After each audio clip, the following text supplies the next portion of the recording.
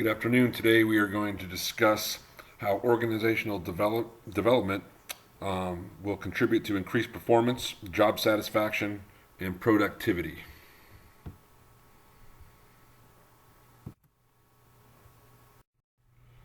First, I think it's important to talk about the advantages to organizational development.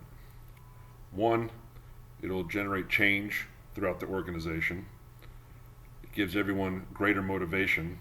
After undertaking and completing an organizational development program, managers and employees will feel motivated to work.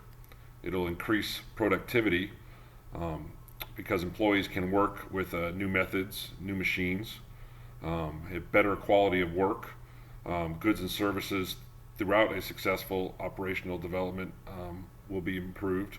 There's going to be higher job satisfaction. Both managers and employees will become satisfied with changes. It'll improve teamwork. Employees get team spirit, and teamwork will be encouraged as they become more satisfied and motivated with top management.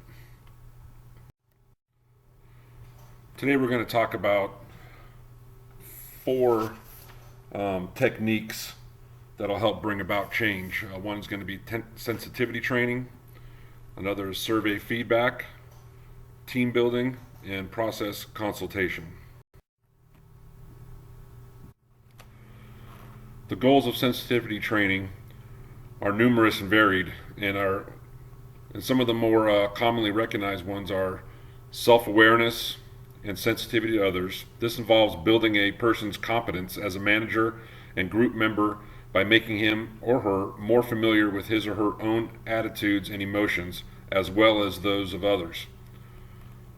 Learning from experience. T groups are often designed to assist members in perceiving and learning from the consequences of their behavior. We'll also talk about role awareness. Sensitivity training attempts to provide individuals with an understanding of their roles within an organization and the relationship with others. And finally, we're going to talk about diagnosing change. This technique attempts to assist organizations in diagnosing, defining, and working toward problem solving in groups rather than with individuals acting alone.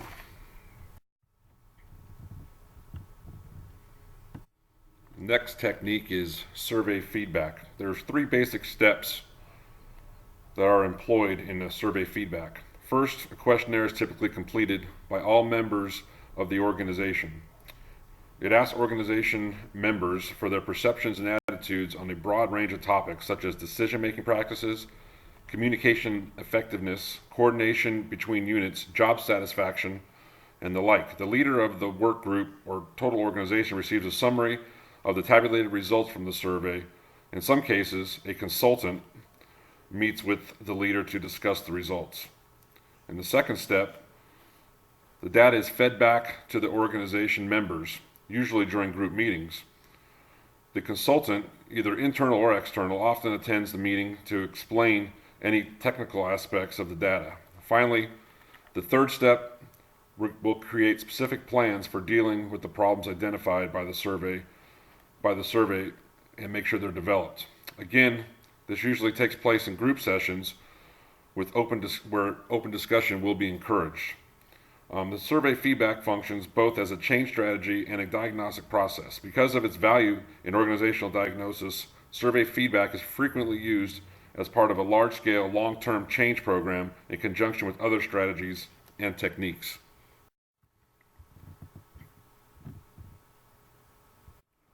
The next technique is team building. Team building is a process of diagnosing and improving the effectiveness of group members with particular attention to performance and collaboration within the group, especially the role of the leader in relation to other group members. The team building strategies are typically directed towards goal setting, development of interpersonal relations, role analysis, and team process analysis.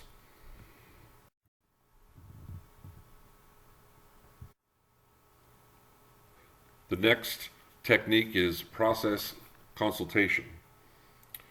It's a variation of the team building technique The process consultation, often an outside consultant, helps the manager perceive, understand, and act on process events that occur in his or her work environment.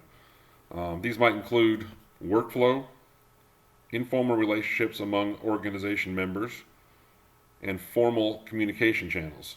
The consultant gives the manager insight into what is going on around him, within him, and between him and other people. The consultant is not there to solve the manager's problems. Instead, the consultant provides guidance to help the manager diagnose what processes need to be improved. In conclusion, organizational development affects the bottom line in a variety of ways. Through raised intervention and productivity, efficiency and profits are increased. Costs are also reduced by minimizing employee turnover and absenteeism. As organizational development aligns objectives and focuses on development, product and service quality, and employee satisfaction are increased. The culture shift is one of continuous improvement. It'll help the company have a distinct advantage within the competitive marketplace. And ultimately, it's going to increase profits of our organization.